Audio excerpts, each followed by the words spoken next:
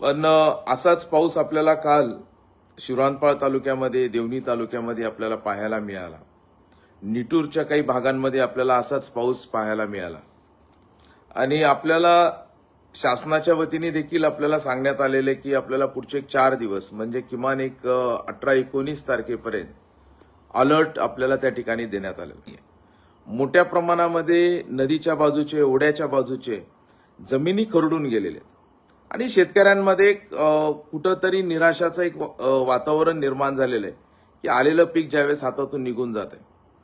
आमची शेतकरी बांधवांना आवर्जून विनंती आहे, शासनाने सर्व पंचनामे करायला सांगितले आणि ज्यावेळेस फिरत असताना 100% पंचनामे आणि सरसकट पंचनामे ज्यावेळेस होतात, अनेक शेतकऱ्यांचे प्रश्न देखील असे आले की सरसकटमध्ये नदीच्या बाजूचं नुकसान मोठ्या प्रमाणात होतं, ओढ्याच्या बाजूचं नुकसान मोठ्या प्रमाणात होतं. तर निश्चितपणे पहिल्या टप्प्यामध्ये सरसकट पंचनामे आणि शेतकऱ्यांचं जे काही नुकसान असेल हे शासनाकडनं त्या ठिकाणी या नुकसान भरपाई देणं हा महत्वाचा विषय नाही, पण शासन हे आपल्या पाठीशी उभा टाकलेलं आहे. शासन आपल्यापर्यंत येईल, जे काही आपल्याला त्या ठिकाणी पंचनामे करून शेतकऱ्यांना मदत, सहकार्य त्यांच्या पाठीशी उभा टाकण्याचं काम हे आपलं सरकार, माननीय देवेंद्रजी आहेत, माननीय एकनाथजी शिंदे साहेब आहेत, माननीय अजिता, हे सर्व मिळून आपल्या पाठीशी उभा टाकण्याचं काम करतील. आमचा देखील तसा पाठपुरावा शासनाकडे, सरकारकडे असणार आहे की आपण अधिक लातूर, मराठवाडा या भागामध्ये ज्या भागात अधिकचा पाऊस झालेला आहे त्या शेतकऱ्यांच्या पाठीशी उभा टाकणं गरजेचं आहे. तसं शासनाने जे काही आदेश पंचनाम्याचे दिलेत त्याचे पहिल्या टप्प्यातले झालेले आहेत. नदीच्या काठचे, ओढ्याच्या काठचे पंचनामे देखील चालू आहेत. पण आता परत जर आपण पाहिलं की आज देखील आता आपल्याला ह्या 2-4 दिवसात पाऊस झाला, त्यामुळे पंचनामे ज्यावेळेस आपण करतो त्यावेळेस परत आपण पावसाला समोर जातो. त्यामुळे आजची परिस्थिती अशी की मागच्याच पावसामध्ये जवळपास सर्व मंडळांमध्ये 100% पेक्षा अधिक पाऊस झाला होता आणि हे पाऊस म्हणजे आपल्या पिकांना वाहून नेणारे पाऊस आहे.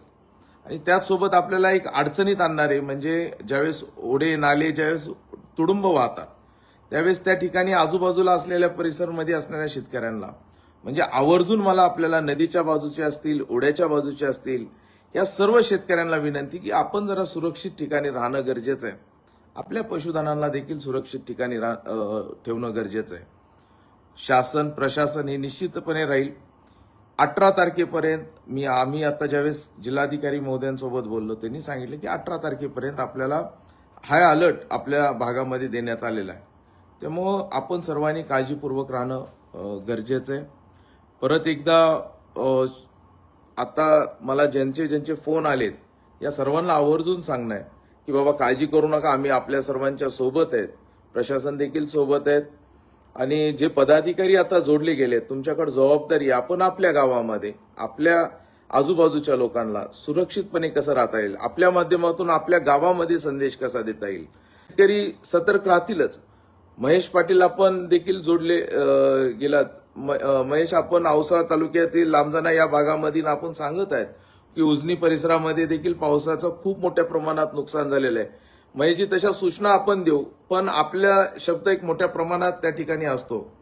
माझी विनंती आपण देखील शेतकऱ्यांपर्यंत हा आपल्या माध्यमातून संदेश द्यावा की 18 तारखेपर्यंत सर्वांनी सुरक्षित राहणं गरजेचं आहे. मी खरं तर आता तर आम्ही आपला प्रवास झालाय, परत उद्या देखील आम्ही या सगळ्या जागी भेट देणारच आहे, भेटी होणारच आहेत. पण ह्या सगळ्या भेटीसोबत आपण सतर्क राहणं म्हणजे आपण सावध राहणं हे सर्वात गरजेचं आहे. ह्यासाठीच आजचं फेसबुक लाईव्ह आपण त्या ठिकाणी केलेलं आहे.